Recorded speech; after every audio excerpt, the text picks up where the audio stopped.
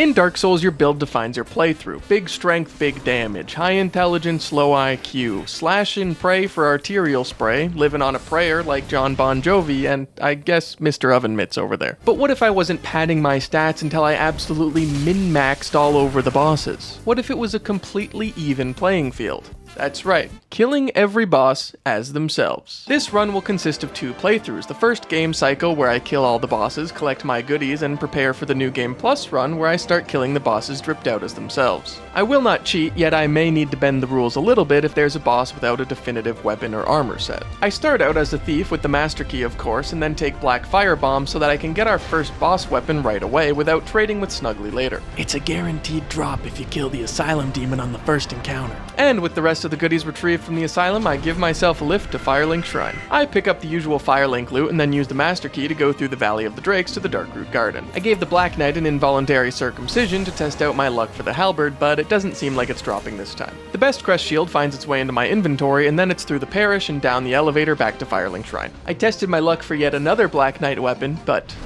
it wasn't in the cards. With no Black Knight weapons in sight, I decided to be very original and use a lesser-known weapon in the Firelink Graveyard called the Zweihander.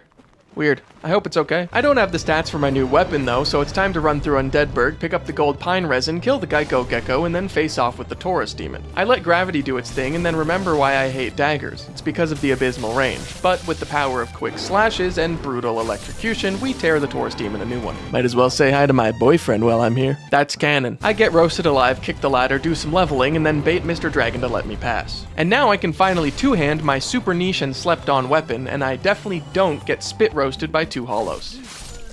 Andre gets my weapon upgraded, and then it's time for everyone's favorite part of the Undead Parish, running past everything until you get to the Bell Gargoyles. Think outside the burg. For style points, I tried the thing where you throw a firebomb and then start the fight, and right after the cutscene it'll explode on the first gargoyle, and to my surprise, I am totally chill like that, and it worked. I swear this was my first try. Maybe a bit overkill, but I put some resin on my Zwei and then melted the first gargoyle in the most gruesome and brutal fashion while his tailless girlfriend watched. Then it hit me. What was this run? Yeah, getting boss weapons, so I had to quit out to respawn the first gargoyle to get the tail cut. Second attempt goes better and I get the tail cut and send the first gargoyle to the Shadow Realm. Then I almost get sent there myself before the second gargoyle meets the cold hard steel of my two-handed Zweihanda. See, that's funny because I basically said my two-handed two-hander. Anyway, bing bong, bell time, are you awakened yet? Oswald tells me to be hot and do crimes, and honestly I'm thinking about it. But no, I won't do it, I won't dupe, I won't cheat. Now Andre gets the Zwei to +5, and Loud takes a trek off the cliff. Okay, I kicked him, but I'll fap in his honor. To Lower Undeadburg we go, and fun fact, you can stand behind the fire here and let the canines char themselves. I hate dogs in FromSoft games. Griggs gets freed with the residence key, and it's always so weird to me that the master key can open the first door that the residence key unlocks, but it can't open the door to free Griggs. Another fun fact about the Lower Burg is you can actually kill the assassins through the doors before they pop out. After getting backshots from a stray thief that I failed to strike down, it was time to take on the Capra Demon. Fortunately for me, my damage was very good, but unfortunately for me, the Capra Demon fight might be the worst designed thing in this entire game. Maybe second worst. I decided to tuck my tail between my legs and run to Mommy in Blighttown. I am actually okay with poison swamps as long as they lead to hot bug ladies. I wish I was a worse player so I could bask in the presence of Quelaag for longer, but this is just the setup run and we'll be here again. I probably didn't need to use the last of my gold pine sol though. The second bell has been rung, and it's time for Sen's Fortress. My goal here is to get all the mainline bosses out of the way and then be so overpowered that nothing can stand in my way. I have a large shopping list of souls I need to collect and a large golem to kill. A little running and a quit out boulder dodge later, I make it to the secret bonfire, and to my surprise, a snake man decided to just follow me through the entirety of Sen's Fortress and just give it to me right next to the fire. So we go again. This time though, I use the Snake Man to break the wall standing between me and Logan. I use the Master Key to free him and then send him to Firelink Shrine to tell Griggs he's a good boy and tell me some spells later. And there may have been a boulder incident where it hit me twice. The same ball, twice. 2 balls to my sunken undead chin. Third time's the charm, and this time I use my Lloyd's Talismans on the Mimic to get 5 out of the 7 checks needed for the Symbol of Avarice. In order for the symbol to be a guaranteed drop, you need to kill all 7 Mimics. You can also use Lloyd's Talismans on a Mimic and it counts as one of those 7 kills. So you need to check a Mimic 7 times, either killing it or using a Lloyd's Talisman, and on the 7th time, you will always get the Symbol of Avarice. Then I picked up the Gold Serpent Ring because I thought it was the Silver Serpent Ring. And I finally made it to the top to confront the guy that owes me money, and after taking taking a lead pipe to his ankles, he fell off the roof. There goes my 20 bucks. The battle bus drops me off in Anor Londo. I kill a mimic, smack a gargoyle, pull off rafters skip, pull a lever, convert a silver knight to nihilism, say hi to my boyfriend again, and pancake the last mimic, getting its head as my prize before bidding a fine how do you do to Ornstein and Smo. There might have been an incident. And I know what you're thinking, oh, ONS have 2 boss souls, how are you gonna do that? Are you gonna do an entire new game cycle just to get 1 boss soul? No, shut up. I think it's probably fine and fair and okay to mayhaps give myself a boss soul and maybe a set of armor. But this is not me saying I will cheat. Now I take out Ornstein rather quickly and Smo was shocked to say the least. Smo usually loves to spam his scoop like he's getting a gotta have it from Coldstone, but not today. A couple R1s to the belly later and he's dead. And 20% extra souls for me. I basked in the glory of Guinevere's sons, got the Lord Vessel, and then talked to Frampt, who brought me to the altar to place this holy relic. Back in Firelink, I talked to the guy with the big hat, can't remember his name, but he told me basically that I was way too smart for spells and there was just no more room in my head to fit them all. So, spells are off the table for now. I did some parkour to visit Donal of Xena. He moves here after ringing both bells, and he sells boss armor. This is where I'm getting all my boss armor. If for some reason I forget to show you that I got boss armor, I got it from Donal of Xena. He also sells the Master Key, but like way after it's useful. Back to Lower Undeadburg, it was time to finally take on the Capra Demon, and this time I tried to snipe one of the dogs with a firebomb from outside the fog, but no chance this time. I did, however, get in there and kick some Capra Demon butt. Big damage, bigger health bar, but honestly once you take out the dogs, the fight's kind of a joke. I face tank hits like my name's Thomas and spam R1 to victory. Yippee! Time to go to the depths! I pick up the large ember on my way, free Laurentius, Mr. Great Swamp himself, and then grab the bonfire and warp back to Andre to +10 this bad boy. I then went to the catacombs for some reason. I did some parkour and hopped in the coffin that would grant me audience with the Grave Lord himself. That's pretty neato. I joined the Covenant to get the Gravelord Sword, and then the Gravelord Sword Dance Miracle, and then I warped back just in time to eat some Titanite Demon ass. And then I fell down and got even more brutalized by Bonewheel skeletons. I killed Pinwheel! Yay! I got the Mask of the Mother! Boo! I entered the Tomb of the Giants and traversed in the darkness until I found the real Silver Serpent Ring. More souls, more gooder. And then it was back to the depths to get jump scared by rats, kill a channeler, and take on the Dragon of Gape. The Gaping Dragon fight isn't that hard, but for some reason I always have trouble with the tail cut. But maybe I should use the Zwei more often because the running R1 is a vertical slam and it takes off the tail instantly. The rest of the fight is business as usual. The Gaping Dragon is oh so slow and my strength stat only grows. I throw on the symbol of avarice and the only thing left gaping is my massive mimic mandible.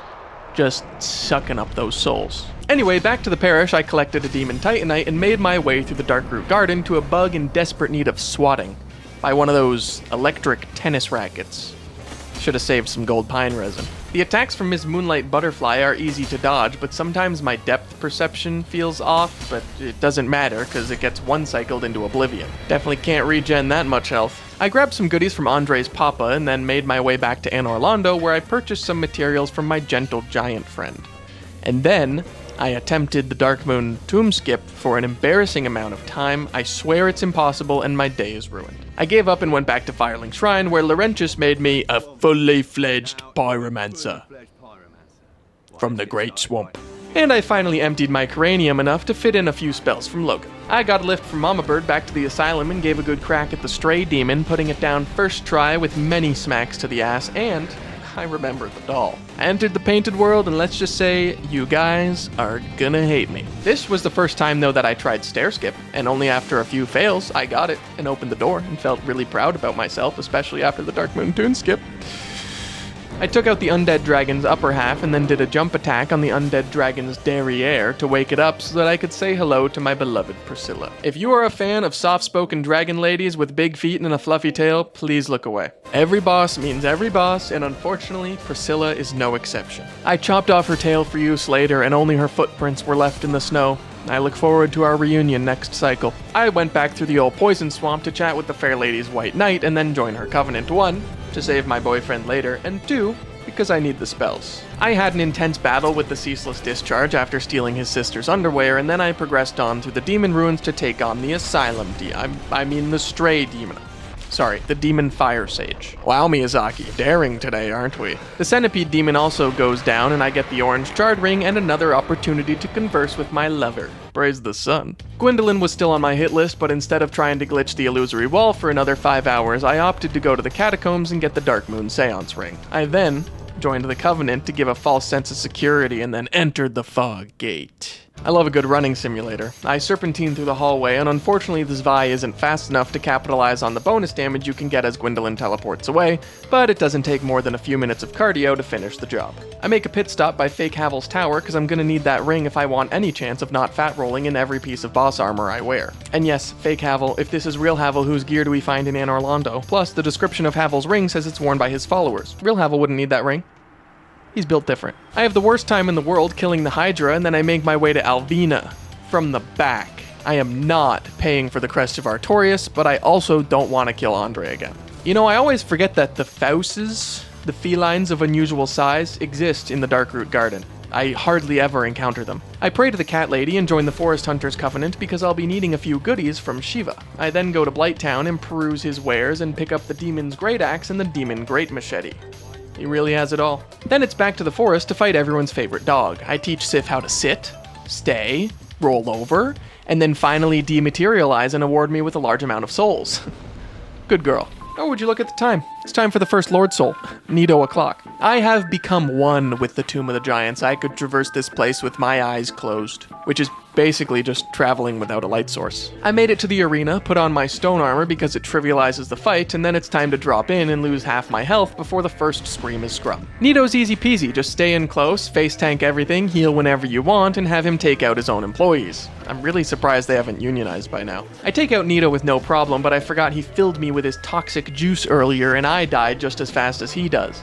But trading with bosses in Dark Souls is always a cinema moment, so I don't care. Alright, I want to get into the actual run as fast as you do, so let's not waste any more time. I snipe the poor sucker for the key to the seal, then confront the 4 kings and they taste my steel. I die to Seath, eager to go again, but not before saving the biggest hat Logan. Out of the pan and into the flame, I had to kill him, for he was insane. Out of the archives and into the caves, I put an end to Seath for how he behaved. Down and down, the heat grows strong, I introduce chaos to my own firebombs. The 4 lords were weak, I give them pity, finally one last look at Guinevere's tit. Dusk was freed, got the pendant with speed, grabbed by Manus' hand. A bonfire lit, the tail got split, and a guardian no longer stands. Elizabeth spoke, the dragon awoke, met Chester, a mysterious man. A warrior yells, spams moves to hell, my attacks he could not withstand. I also have been upgrading and ascending weapons into boss weapons this entire time, by the way. A hero flambéed, a new friend was made, a fine arrow he did command. Time for round 2, a tail split right through, the one-eyed dragon was canned. I proceeded to farm dragon scales, souls, and other things before ultimately deciding to bow cheese the out of Manus. Am I proud of it? Kind of, only cause I haven't done it before and I thought it was a little cool. It only took 699 arrows in 22 minutes. Then it was time to farm some Demon Titanite, and my boyfriend was going on some delusional rampage, so I sent him to the big sun in the sky. And if there's anything I've learned from farming this Titanite demon for the Demon Titanite, it's that I don't want to do this, I don't want to be here, I just want to get on with the New Game Plus run, so it's time to cheat. And don't be surprised, I told you from the beginning. I will not cheat, yet I won't cheat. Now I will cheat. You may be asking, Bird, if you're cheating now, what was the point of the first run? First of all, shut up.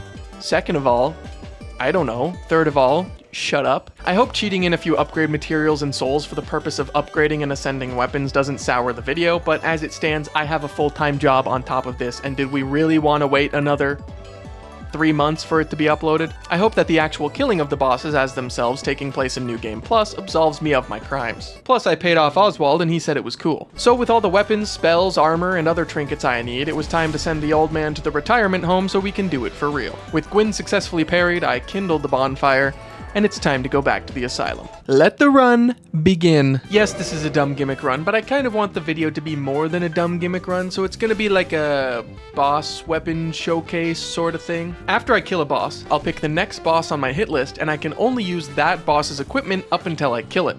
Sound good? Good. I'm also going to have arbitrary rules for myself that impose further limits on what kind of attack would a boss actually do. What can I do that a boss can't, including plunging attack the Asylum Demon. I opt to not take it for the reasons I said earlier, but also because I don't want to one-shot the poor guy. I want to show off a couple more moves, but it is over quickly. Demon's Great Hammer, big, slow, strong.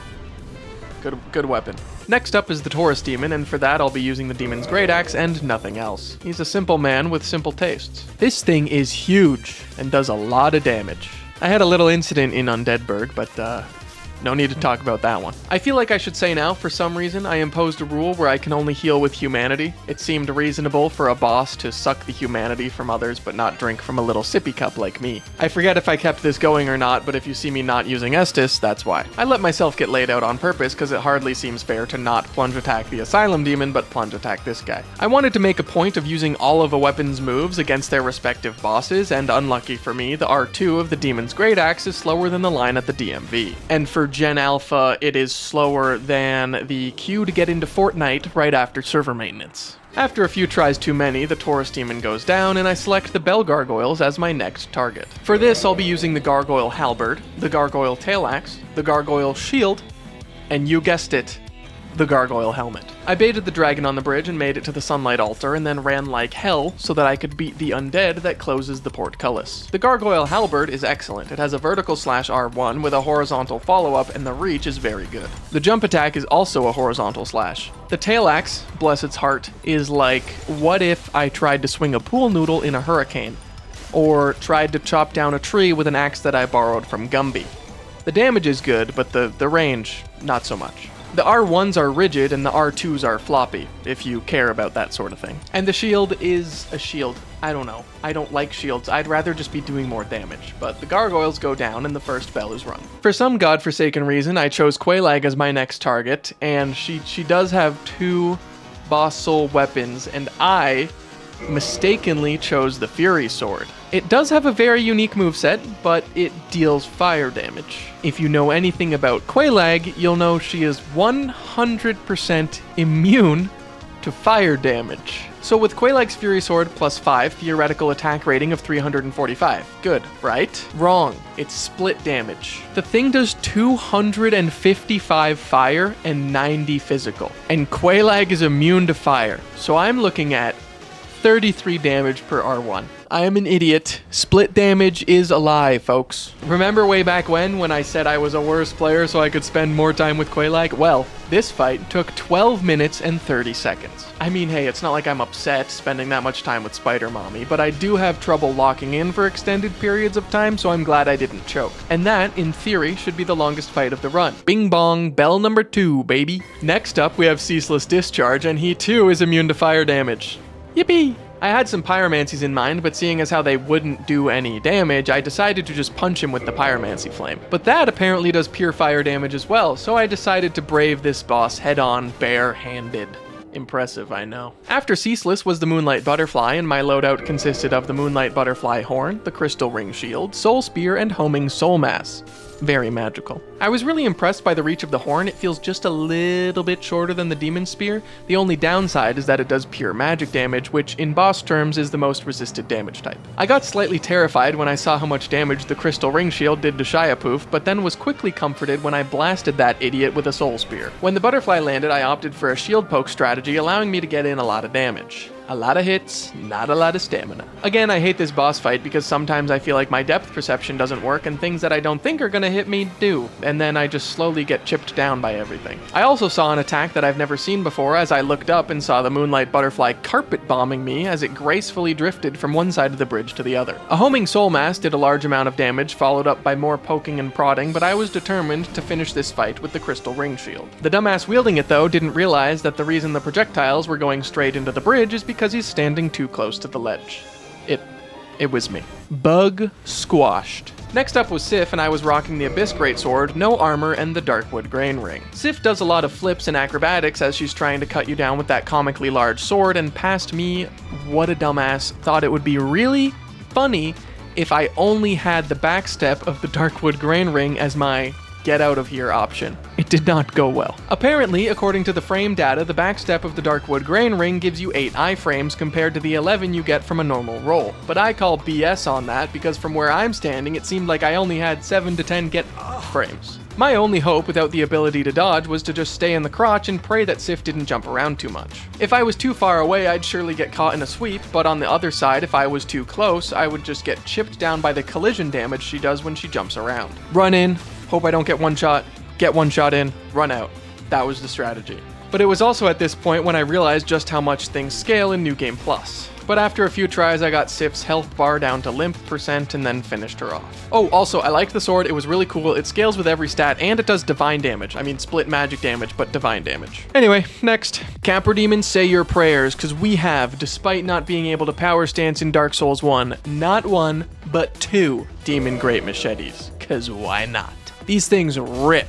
The only downside is I'm mid-rolling while holding 2. I took the Snake Eater ladder down to Lower Undeadburg and once again used the bonfire to cook the dogs in my path. I baited the thieves into cooking themselves for me too, and then I was once again reminded of why I hate Lower Undeadburg. The road between the Capra Demon and me was one of treachery, bloodthirsty dogs, murderous thieves, and worst of all, mid-rolling. How can anyone play like this? After crying in a dark corner of my house, I decided, why am I carrying 2 machetes if I can't even use them, right?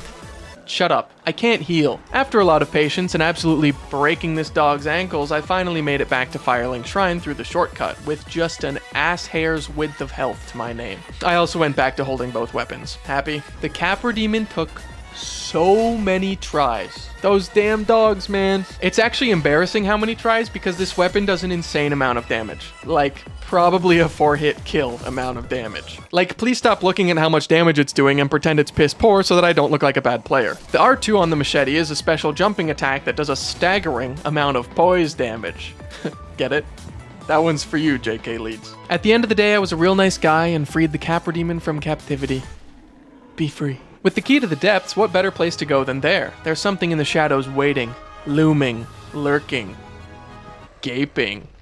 Okay, maybe that last one doesn't fit. Why did they call it the Gaping Dragon? Anywho, I kinda hate the depths and need to get better at traversing it because 99% of the time that I play Dark Souls, I just master key it up real nice. I shoved that master key into so many locks, it's crazy. Oh right, so I'm using the Dragon King Great Axe, and this thing has a special little Shockwave R2 attack that inflicts magic damage and costs 50 durability every use. I hate the special attack system in Dark Souls 1, but you bet your sweet ass I bought the repair spell from Elizabeth, and I will be using it for every weapon that has a special attack. It has 1 cast and restores 150 durability. I completely forgot about the dragon headstone, and if I'm gonna be a dragon, I might as well be a dragon. I mean, I can't gape as well as the other one, but I tried. But I also forgot that you have to reapply it with every death, so I did my best, okay? Finally face to face with that giant toothy orifice, and I was very pleased with the damage. I cut off the tail again just to assert dominance, and then dominance was asserted right back. 1 HP in a dream, I had to lock the in. I played very cautiously, and well, I mean, the Gaping Dragon only kind of has 4 moves, but also other bosses in this game only have 4 moves, but I feel like the Gaping Dragon especially is a boss that just sits there and just takes it. And give it I did. The Shockwave attack did over 1,000 damage, and I even had time for some cheeky little emoting. Hey Gen Alpha, this is basically the Dark Souls equivalent of doing the Take the L dance. You keeping up? Many smacks and running away later, I came out on top and did my own cry of victory. And I was totally a dragon the whole time. It was time for the Iron Golem. Boss armor alert. And let's be honest, I look dripped out. I have the Golem's armor set and the Golem's axe, and it's time to go to Sen's fortress. I do hope being slow and chunky won't be an issue. I am unfortunately fat rolling in this armor. Pause. Did he just drink Estus? Yes. Here's the thing. Traversing the levels was draining my sanity at a rapid pace. So I decided that I'm allowed to drink Estus during general traversal, but still no sippy cup during boss fights. Deal? Deal. I was much slower than I usually am running through the fortress due to the fact that I'm carrying 106 kilograms of pure steel on my body, but I was able to get to the top with ease. The first time I played this game, I hated Sens. Now, I hate Sens, but I know what to do. I grabbed the bonfire and went up to the man trying to kill me with explosives and politely asked him to stop. Then it was time for the grudge match of the century, iron versus iron. The one-handed R2 is the same projectile that the boss uses, and the rest of it is basically just an axe. I slashed his ankles like a 6-year-old learning to scooter for the first time, knocked him to the ground, and taunted in his face. I am the Iron Golem now. I took a big blow. Pause. But I recovered quickly and got back in the fray. I may be slow, but I'm still more nimble than that tin can, and I finished the golem off with a gust of wind to the chussie. And Orlando is in sight. I donned the armor of the beloved Dragon Slayer because it was time to get real. I will never not get goosebumps at this cutscene. I get dropped off in angry London and say hello to a bell gargoyle, but with lightning this time. I got lightning too, idiot. You won't believe this, but I pulled off rafter skip while overloaded. Okay, not overloaded, but fat rolling, or mid rolling, or something. I don't know, I'm heavy. And then the Silver Knight got revenge for the stunt I pulled last run. Touché, Silver Knight. Touché. I'm sorry, wait, there's how much footage? Almost 5 hours? And that's just fighting Ornstein and Smo? Should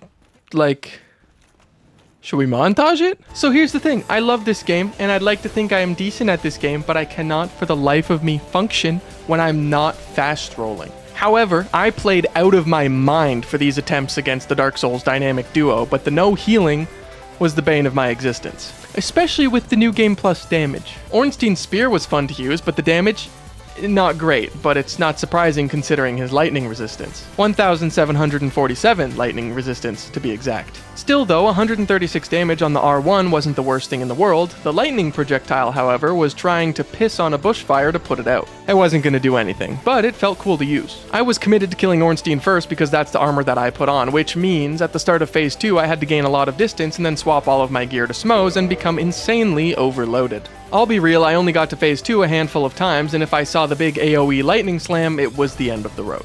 No speed to outrun it, no health to tank it, the scoop was the least of my worries, same with Muck and Dizzy. And then you have the attempt that just makes you forget all about the other ones. You can just feel it in your loins. I also, don't get mad, but I let myself have 1 health bar for each phase. They start each phase with a full health bar, so why shouldn't I? I'm standing on business. Smo's hammer did some damage. It just doesn't look that way because his health pool is absolutely gigantic. The name of the game was Chip and Chase, and I used my fat roll for spacing more so than dodging, and the rolling R1 of Smo's hammer, while had a very short range, allowed me to get off an attack quickly and then run like hell. Smo would stagger every few swings, and I just ran around until I knew what move he was doing, and then I could run in and get my hits off. I almost died but got lucky on a stagger, and I promise you, I wanted to end this fight with the R2, but I have never seen a slower attack in my entire life.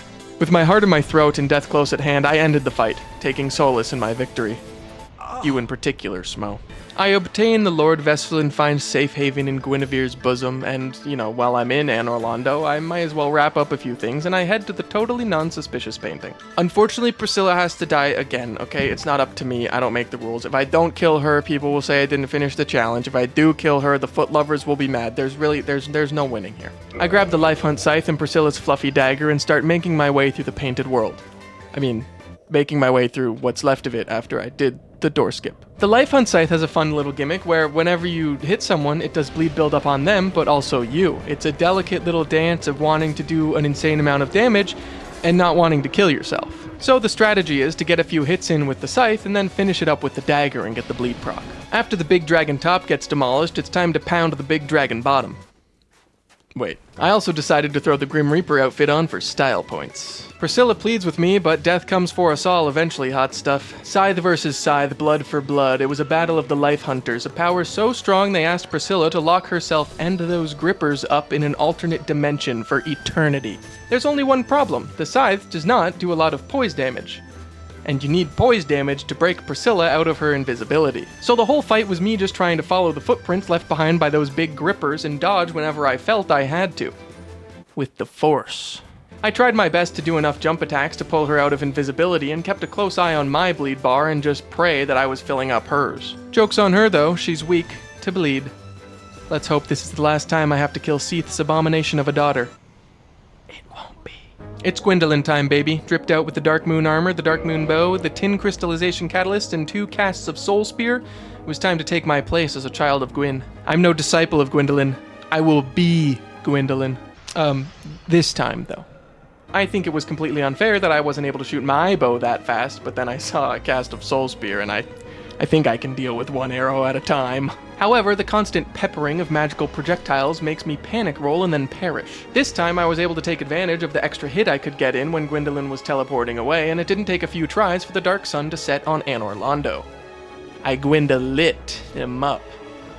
And the bow is okay, I guess. It's time for Seath, and with the Moonlight Greatsword, White Dragon's Breath, and the Dragon Headstone, I head for the Duke's Archives. I definitely did not forget to place the Lord Vessel like I do every time. Back in the archives, since I don't need Logan or anything else in the prison, I do Duke Skip. First try. It was definitely first try. In defense of the second half of Dark Souls, the bosses are cool and the locations are beautiful. Minus Lost Izalith, of course. But the runbacks are atrocious. There's no intriguing enemies, no cool level design, it's just holding sprint for a minute and a half to throw yourself against the boss again. Now Seath is indeed a dragon very resistant to magic damage, but even with those resistances, I cut through him like butter. Yeah, just kidding. Plus, with no defenses, I get my ass blasted quite a lot. However, a dragon that can't fly is a prime candidate for White Dragon's Breath, a spell that I honestly had never used up until this run. It's a straight line of crystals that travel from the caster, and actually it does a decent amount of damage. The only thing holding it back from being amazing is the 50 int requirement. I had the repair spell in my back pocket, used the projectile from the Moonlight Greatsword, and I waited to bait out his breath attack so I could safely terrorize his singular crystal testicle. Lord Soul 1 complete. Once again, I sniped this nerd for the key to the seal, and it was time to take on the Four Kings. The only spell I could find that would mimic any one of their moves was Karmic Justice, and let's just say it did not work in the slightest. I tried for hours to get this dang spell to proc, and at the end of the day, it did not do nearly enough damage, and the health cost was just far too much to make it viable. So I fear this challenge is impossible without a cheat that would let me utilize the unused asset of the Four Kings boss weapon. But I came up with something interesting anyway. After you beat the Four Kings, assuming you haven't placed the Lord Vessel, Koth is there, the leader of the Dark Wraiths, who inhabit the Abyss. Or around the Abyss. And who better to go up against the Lord Soul in the Abyss than a swagged out Dark Wraith? It definitely took a few tries, damage was not that bad, but mid-rolling was the bane of my existence yet again. The Four Kings go down after some perseverance and bending of the rules, but hey, they're my rules. I can bend them if I want. You're more than welcome to do the challenge yourself. I grabbed my trusty catalyst and made my way through the demon ruins, and it was time to complete the Asylum Demon trifecta. The Demon Fire Sage, who is on fire and lives surrounded by lava, is weak to fire and does magic damage. Did I show killing the Stray Demon? I killed the Stray Demon, by the way, with the Demon's Catalyst as well. I don't remember if that was clear, or if I showed that, or what, but if I forgot, here it is, behind me right now. Ooh, Stray Demon dead!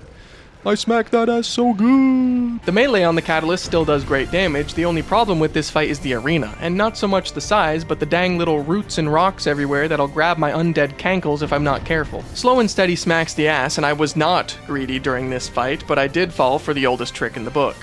Rolling too early.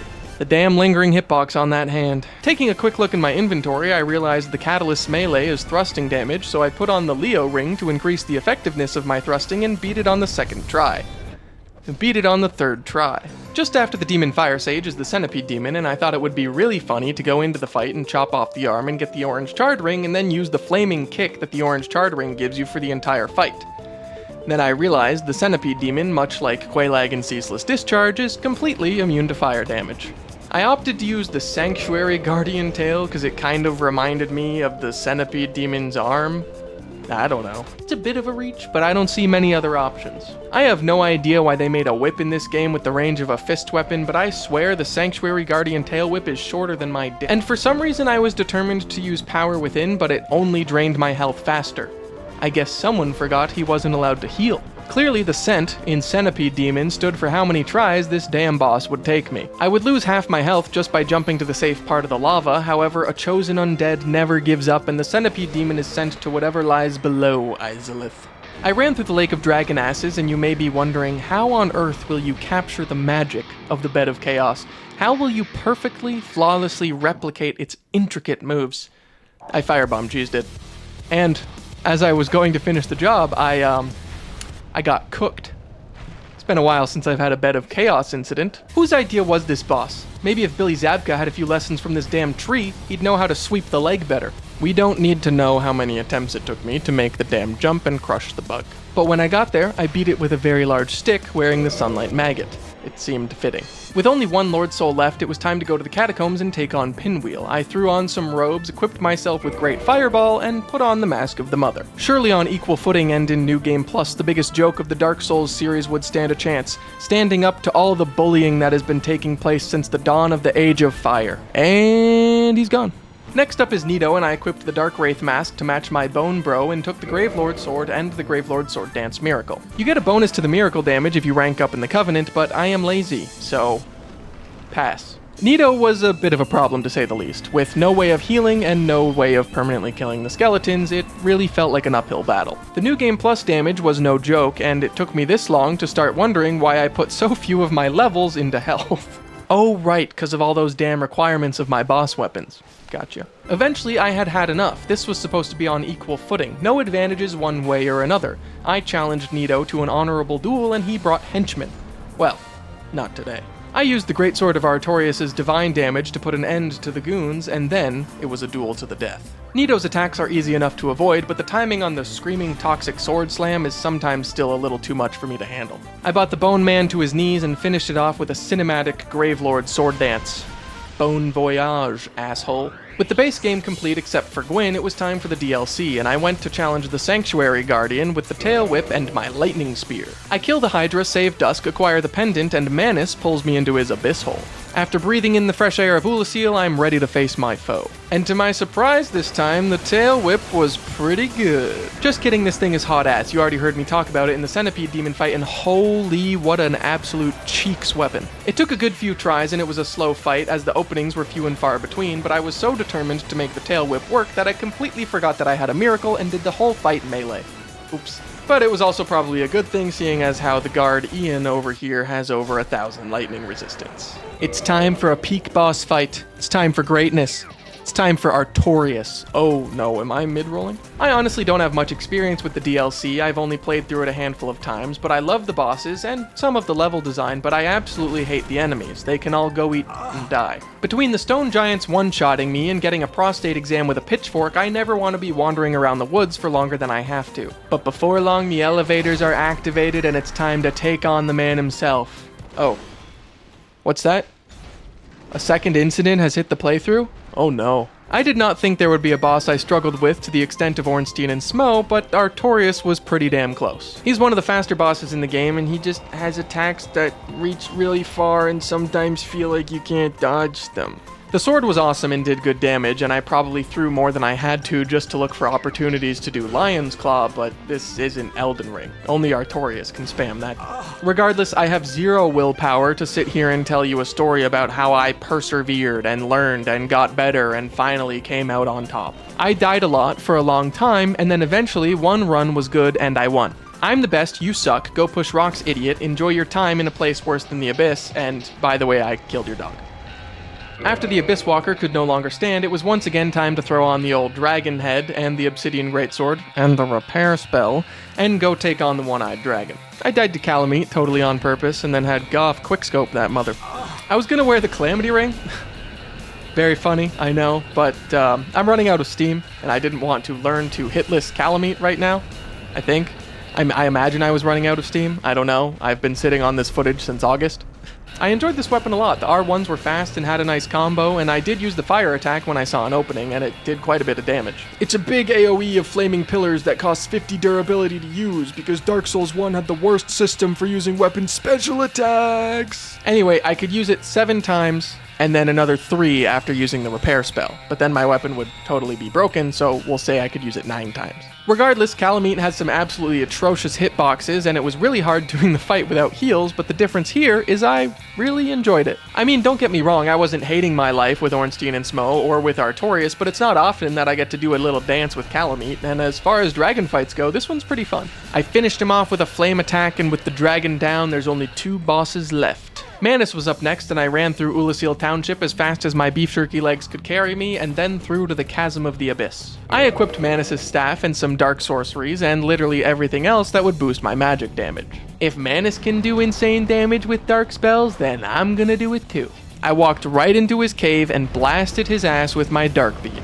It still took me a few tries, however, because I was one-shot, and I could not one-shot Manus with his insane magic resistance. However, it was fun to fit a glass cannon build into the run, and with a few casts of Dark Bead and Pursuers and running away like a little mage, the Father of the Abyss will not be missed. That leaves us with our last boss, Gwyn, Lord of Cinder. And I also pick up Gwyn's set from Donal of Xena, seeing as how you can only get it in New Game Plus, and I forgot to do it earlier. I equipped the Great Lord's Greatsword, not flaming by the way. When Gwyn has it, it's flaming, but when we have it, can't be flaming. We could have had a really cool flaming sword, but no, FromSoft didn't want us to have it. The souls get offered to the Lord Vessel, the kiln opens, and I am ready to kill this old man. And I'd like to think of this fight as Old Gwyn fighting Prime Gwyn. Obviously, I'm Prime Gwyn, and if you ask me, I think Prime Gwyn could parry. I also found a consistent way to make sure Gwyn does a parryable slash. If you use a consumable that your character can't use and they like do the little dance, I swear it does something to the AI and Gwyn will just do this one over and over. Maybe it's a tinfoil hat moment, but I don't know. Get on, idiot. Gwyn is just as easy as ever, and I am the Lord of Cinder. I pop all the souls that I've collected on my journey and help myself to the Dark Lord ending. I will be employing ambiguously evil snake men for the foreseeable future. Thank you for watching my super scuffed run. I'm sorry that it took so long, and I promise the next one won't take quite as long. Please subscribe if you want. Thank you to my members. I appreciate you, and I'll catch you in the next one.